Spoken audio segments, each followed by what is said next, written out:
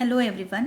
Last लेक्चरमध्ये आपण galvanic sale किंवा व्होल्टाईक सेल काय असतो हे डिस्कस केलं होतं.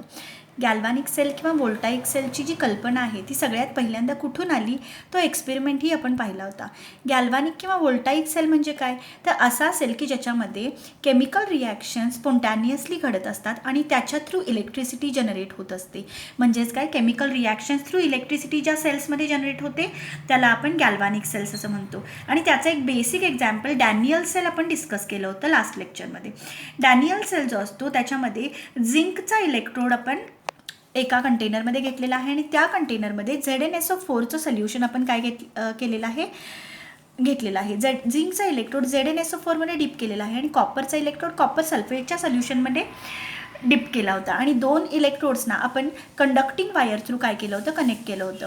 इलेक्ट्रॉन्सचा फ्लो होत आहे हे दाखवण्यासाठी आपण त्याच्यामध्ये एक बल्ब काय केला होता, दोघांच्या मध्ये जोडला होता. त्यावेळेला आपल्याला एक ऑब्झर्वेशन झालं की हा जो काही सेटअप आहे याच्या थ्रू इलेक्ट्रिसिटी तर जनरेट होत असताना आपल्याला दिसत होती. वाय, बिकॉज झिंक जो आहे तो काय व्हायला स्टार्ट करतो, on the left hand side जो ॲनोड आहे तिथे ऑक्सिडाईज व्हायला स्टार्ट करतो आणि त्यामुळे झिंक Zn+2च्या फॉर्ममध्ये सोल्युशनमध्ये जायला स्टार्ट करणार. म्हणजे रिॲक्शन इथं परत एकदा लिहिते बघा. Zinc is going to be converted into Zn+2 ions living behind electrons on the rod. So electron जे असतात नेगेटिव्हली चार्ज, त्यामुळे हा इलेक्ट्रोड नेगेटिव्हली चार्ज असतो. So anode is negatively charge into the galvanic cell. आणि हे जे electrons आहेत हे इलेक्ट्रॉन्स या कंडक्टिंग वायर थ्रू इथे कॅथोडकडे येतात आणि इथे सोल्युशनमध्ये प्रेझेंट असणारे positively charge ions Copper+2 ions काय करतात, इलेक्ट्रॉन्स घेण्यासाठी रॉडकडे ट्रॅव्हल करतात. तिथे जाऊन ते इलेक्ट्रॉन्सना गेन करतात आणि कॉपरचा प्रेसिपिटेट आपल्याला तयार झालेला कॉपर रिड्यूस झालेला आपल्याला इथे बघायला मिळतो आणि कॉपरचं डिपॉझिशन या रॉडवर व्हायला स्टार्ट होतं. इथे आपला झिंकचा रॉड हळूहळू काय होतो, डिझॉल्व्ह झालेला बघायला मिळतो. हे कॉमन ऑब्झर्वेशन होतं आणि त्या थ्रू इलेक्ट्रिसिटी जनरेट होते. कारण इलेक्ट्रॉन जर या दिशेमध्ये फ्लो करत असतील तर करंट जो असतो तर त्याच्या अपोजिट डिरेक्शनमध्ये फ्लो होताना आपल्याला बघायला मिळतो. हे सर्व आपण लास्ट लेक्चरमध्ये डिस्कस केलं होतं. पण यामध्ये एक प्रॉब्लेम होता जो आपण डिस्कस केला. प्रॉब्लेम काय होता की बल्ब जो आहे तो काही काळासाठी ग्लो करतो आणि after that bulb stops glowing, असं आपण लास्ट लेक्चरमध्ये डिस्कस केलं होतं. तर बल्ब नेमका स्टॉप होणार ग्लो करायचं ते कशामुळे होणार, तर इलेक्ट्रॉन्सचा फ्लो थांबल्यामुळे. राईट, इलेक्ट्रॉन्सचा फ्लो का थांबतोय, कारण हे जे सोल्युशन होतं जे सुरुवातीला इलेक्ट्रिकली न्यूट्रल होतं. राईट, इलेक्ट्रिकली न्यूट्रल कसं असणार, कारण सुरुवातीला जितके Zn+2 आयन्स असणार तितकेच SO4- आयन्स सोल्युशनमध्ये प्रेझेंट असणार. पण ज्या वेळेला आपण दोन सेल्सना कनेक्ट करणार आणि रिॲक्शन स्टार्ट होणार त्यावेळेला Zn+2 आयन्स चं कॉन्सन्ट्रेशन वाढत जाणार, कारण झिंक Zn+2 मध्ये कन्वर्ट होत आहे. त्यामुळे Zn+2चं कॉन्सन्ट्रेशन वाढत जातं SO4- पेक्षा. ओके, आणि त्यामुळे आपलं सोल्युशन कसं झालं होतं, पॉझिटिव्हली चार्ज.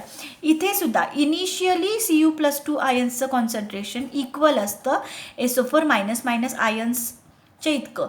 कॉपर सल्फेटमध्ये दोन प्रकारचे आयन्स Cu+2 आणि SO4- सुरुवातीला त्यांचं कॉन्सन्ट्रेशन सेम असणार, पण जसं जसं रिॲक्शन प्रोसीड होईल तसं तसं सल्फेटचं कॉन्सन्ट्रेशन वाढत जाणार, कारण सोल्युशनमधून Cu+2 आयन्स जाऊन रॉडवर डिपॉझिट व्हायला स्टार्ट होणार. म्हणजे Copper+2 आयन्सचं कॉन्सन्ट्रेशन कमी होणार ॲज कम्पेअर टू SO4- याचा अर्थ सोल्युशन कसं झालं, नेगेटिव्हली चार्ज, आणि आपला इलेक्ट्रोड कसा झाला, पॉझिटिव्हली चार्ज. राईट, त्यामुळे हा नेगेटिव्हली चार्ज इलेक्ट्रोड, ह्या इलेक्ट्रोडवरचे जे नेगेटिव्हली चार्ज इलेक्ट्रॉन्स आहेत त्यांना हा वाढलेला पॉझिटिव्ह चार्ज काय करू देणार नाही, पुढे ट्रॅव्हल करू देणार नाही. याचा अर्थ इलेक्ट्रॉन्स इकडून ट्रॅव्हल व्हायचे थांबणार. ॲज वेल ॲज समजा जर एखादा इलेक्ट्रॉन इकडे यदा कदाचित पास झाला तरीसुद्धा जो नेगेटिव्ह चार्ज आता सोल्युशनमध्ये वाढलेला आहे तो नेगेटिव्ह चार्ज येणाऱ्या इलेक्ट्रॉन्सना काय करणार, रिपेल करणार. सो इथं अट्रॅक्शन आहे, इथं रिपल्शन होत आहे, रिपेल.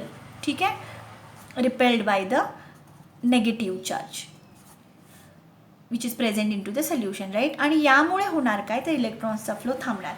हा प्रॉब्लेम सॉल्व्ह करण्यासाठी सायंटिस्टनी एक नवीन इन्स्ट्रुमेंट इंट्रोड्यूस केलं, एक नवीन पार्ट इंट्रोड्यूस केला या सेलमध्ये, या बेसिक सेलमध्ये, आणि तो होता सॉल्ट ब्रिज.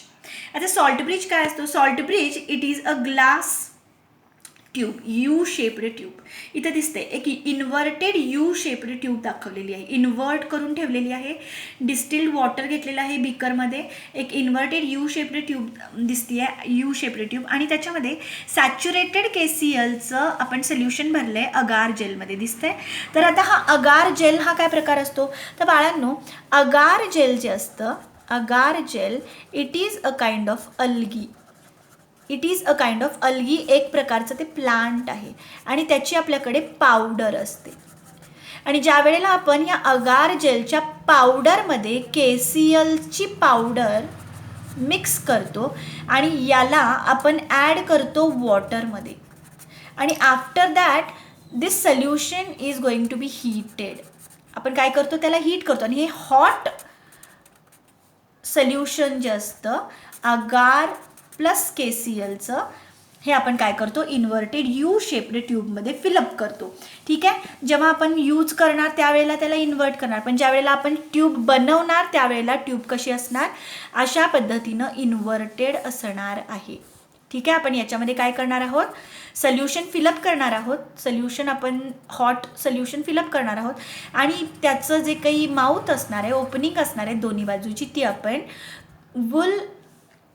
ग्लास वूलनी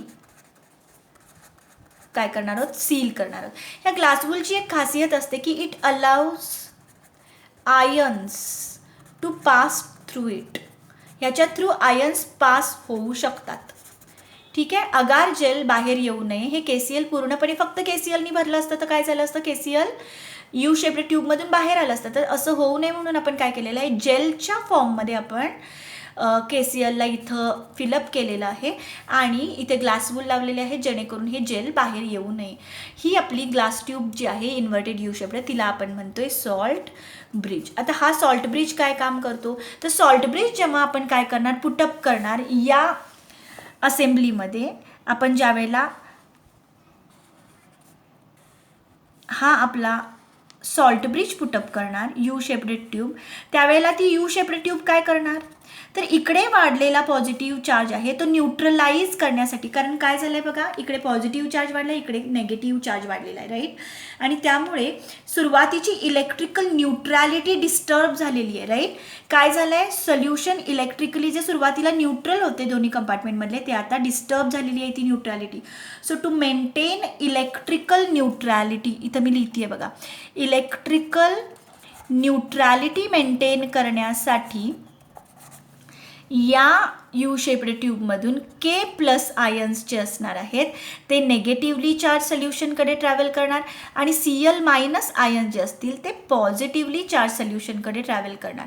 आणि या Cl- आयन्सच्या येण्यामुळे हे सोल्युशन पुन्हा न्यूट्रल होतं, आणि K+ आयन्सच्या येण्यामुळे हे नेगेटिव्हली चार्ज सोल्युशन पुन्हा न्यूट्रल व्हायला स्टार्ट होतं, आणि त्यामुळे सेल पुन्हा वर्क करायला स्टार्ट होतो. इलेक्ट्रॉन्सच्या फ्लोला अडथळा येत नाही, इलेक्ट्रॉन्स पुन्हा फ्लो करायला स्टार्ट करतात from left hand side electrode to right hand side electrode, आणि त्यामुळे करंट फ्लो व्हायला स्टार्ट करत असतो.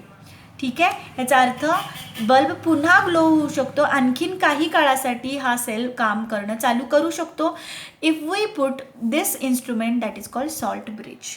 ओके, सो सॉल्ट ब्रिज कसा तयार केलेला आहे हे मी सांगितलं की आपण काय करू शकतो, KClला अगारच्या पावडरमध्ये ॲड करून वॉटरमध्ये जर आपण गरम पाण्यामध्ये जर आपण ते डिझॉल्व केलं आणि ते गरम पाणी जर आपण काय केलं ह्याच्यामध्ये फिलअप केलं, तर थोड्या वेळाने ते सेट होतं आणि त्याचं जेल काइंड ऑफ काय तयार होतं, KClचं एक जेल तयार होतं. आणि इथे आपण कॉटलचे ग्लास वूल आपण काय केलेले आहेत, प्लग्स लावलेले आहेत जेणेकरून हे जे काही जेल आहे ते बाहेर येऊ नये. येते लक्षात. आणि आपण जेव्हा ही सॉल्ट ब्रिज आपण पुटअप करतो, दोन सोल्युशन्सना जेव्हा आपण कनेक्ट करतो या सॉल्ट ब्रिजनी, त्यावेळेला आपला सेल पुन्हा काम करायला स्टार्ट करतो. ठीक आहे, सो बेसिकली आपण सॉल्ट ब्रिज म्हणजे काय असतो, in a galvanic cell two solutions are connected by a salt bridge, right. Salt bridge is an inverted U shaped tube made up of glass and it is filled with an inert electrolyte like KCl, NH4NO3 and 5% agar solution. तर अगार सोल्युशनमध्ये आपण KCl किंवा NH4NO3 dissolve करून salt bridge fill up करू शकतो किंवा U shaped ट्यूबला fill up करू शकतो, तिला सॉल्ट ब्रिज म्हटलं जातं. ठीक आहे, तर इथं आपण मेन्शन करणार आहोत फंक्शन्स ऑफ सॉल्ट ब्रिज. ठीक आहे, तर बाळांनो फंक्शन्स ऑफ सॉल्ट ब्रिजमध्ये आपण काय काय लिहू शकतो बघा. सगळ्यात पहिलं फंक्शन काय असणार आहे सॉल्ट ब्रिजचं? सगळ्यात पहिलं फंक्शन काय असणार आहे? इट प्रोव्हाइड्स काय म्हणू शकतो आपण? इलेक्ट्रिकल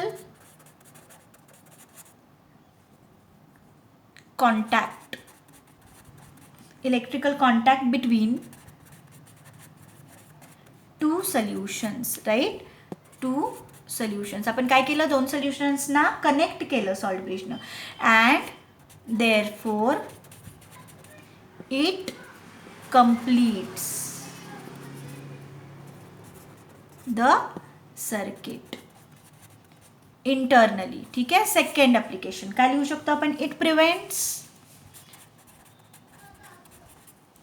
द मिक्सिंग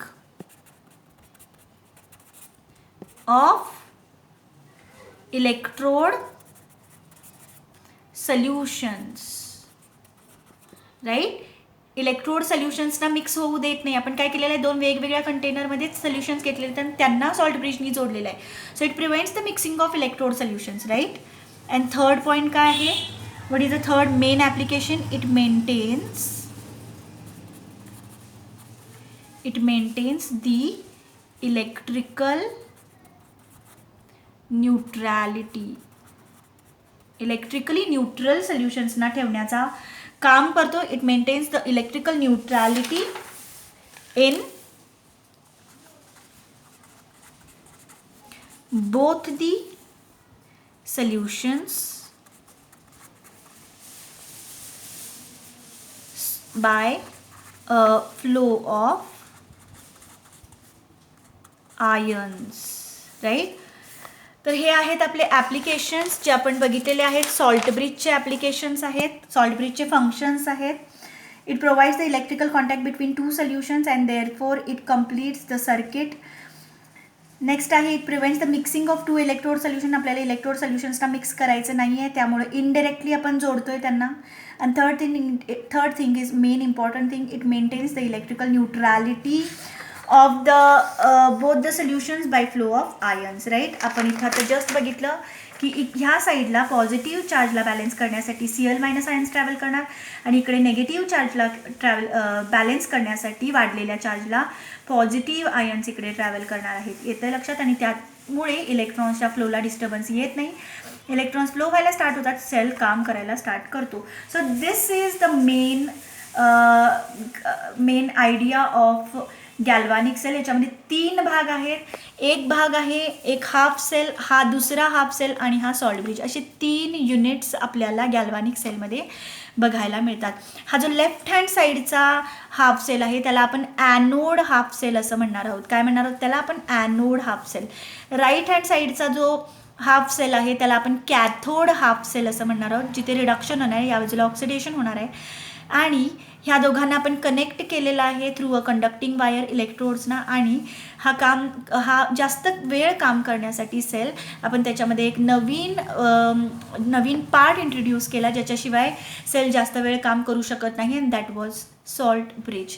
ठीक आहे. तर I hope you are clear with the concept की सॉल्ट ब्रिज का ॲड केला गेला आणि आता कसं वर्किंग स्टार्ट होतं सेलचं पुन्हा हे आपण बघितलेलं आहे. नेक्स्ट व्हिडिओमध्ये आपण बघणार आहोत की गॅल्व्हॅनिक सेलला रिप्रेझेंट कसं केलं जातं, कशा पद्धतीनं शॉर्ट नोटेशन्समध्ये आपण गॅल्व्हॅनिक सेल रिप्रेझेंट करू शकतो. आणि डॅनियल सेल जर आपल्याला रिप्रेझेंट करा म्हटलं तर आपण कशा पद्धतीनं करणार. डॅनियल सेलची डायग्रॅम जी आहे ती ही आहे, मेन डायग्रॅम, ज्याच्यामध्ये आपल्याला झिंकचा इलेक्ट्रोड झिंक सल्फेटमध्ये, कॉपरचा इलेक्ट्रोड कॉपर सल्फेटमध्ये डीप झालेला शो करायचा आहे. डायग्रॅम 2 मार्काला विचारली जाऊ शकते. रिॲक्शन्स तुम्हाला लिहिता आल्या पाहिजेत, ॲज वेल ॲज तुम्हाला डॅनियल सेलचं वर्किंग कन्स्ट्रक्शन काय करता आलं पाहिजे, एक्सप्लेन करता आलं पाहिजे. हे डिटेलमध्ये आपण पुढच्या लेक्चरमध्ये बघणार आहोत. शॉर्ट नोटेशन कशा पद्धतीनं लिहिलं जातं ते आपण नेक्स्ट लेक्चरमध्ये बघणार आहोत. सॉल्ट ब्रिजचं फंक्शन जे आहे हे स्पेशली 2 मार्क्सचा क्वेश्चन आहे. सॉल्ट ब्रिजचा जो काही कसा बनवला जातो तो क्वेश्चन 2 मार्काला विचारला जातो, as well as functions of the salt bridge जे आपण आता डिस्कस केले ते 2 मार्क्ससाठी विचारले जाऊ शकतात. ठीक आहे. So in detail I have discussed about it.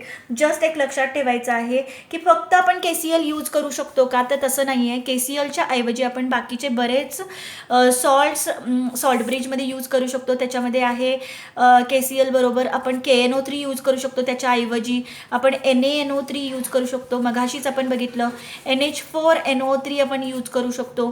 CuSO4 सुद्धा काही वेळेला यूज केला जाऊ शकतो. बट ह्याचं सिलेक्शन कशावर डिपेंड करतं? सल्युशन्सवर डिपेंड करतं. असं सांगितलेलं आहे की इलेक्ट्रोलाइट जो ह्याच्यामध्ये भरला जातो तो इनर्ट असला पाहिजे. काय असला पाहिजे? Inert. That should not react with the solutions which are present into the containers. ठीक आहे, इनर्ट असला पाहिजे. सो आपण हे यूज करू शकतो. एक महत्त्वाची गोष्ट लक्षात ठेवायची आहे की कधीही जर एखादा सेल बनवलेला असेल आणि त्याच्यामध्ये कन्सिडर करायचं आहे की एका साईडला जर आपण कन्सिडर करा सिल्वरचा इलेक्ट्रोड घेतलेला आहे आणि सिल्वरचा इलेक्ट्रोड AgNO3च्या सोल्युशनमध्ये डिप केलेला आहे, कन्सिडर करू आपण. आणि ह्याच्या साईडला आणखीन एक आपण सेल हाफ सेल त्याच्या बरोबरीने काय केलेला आहे? कनेक्ट केलेला आहे. आणि कन्सिडर करा झिंकचा आहे आणि त्याच्यामध्ये आपण ZnSO4 काय केलेला आहे? घेतलेला आहे. आणि या दोघांना आपण सॉल्ट ब्रिजनी जेव्हा आपण जोडणार त्यावेळेला तिथे मात्र आपण लक्ष द्या, काय म्हणते मी, की इथे आपण KCl यूज करू शकत नाही. प्रॉब्लेम काय होतो की ज्या वेळेला ह्या साईडला Cl- आयन्स या बाजूला ट्रॅव्हल करायला स्टार्ट करतात त्यावेळेला ते काय करतात? Cl- ions they are going to react with the silver ions which are present into the solution. AgNO3च्या सोल्युशनमध्ये Ag+ जे आयन्स आहेत त्याच्याबरोबर ह्या सॉल्ट ब्रिजमधले Cl- आयन्स जर KClचा असेल हा ब्रिज तर काय करू शकतात? रिॲक्ट करू शकतात and they are going to form precipitate. हे असं जर प्रेसिपिटेशन तयार झालं, PPT जर तयार झाली तर सोल्युशन जे आहे ते काय होतं? पुन्हा डिस्टर्ब होतं आणि त्या थ्रू आपल्याला काय होऊ शकत नाही? इलेक्ट्रॉन्सचा फ्लो प्रॉपरली होणार नाही आणि सेल प्रॉपरली काम करणार नाही आहे. येते का लक्षात?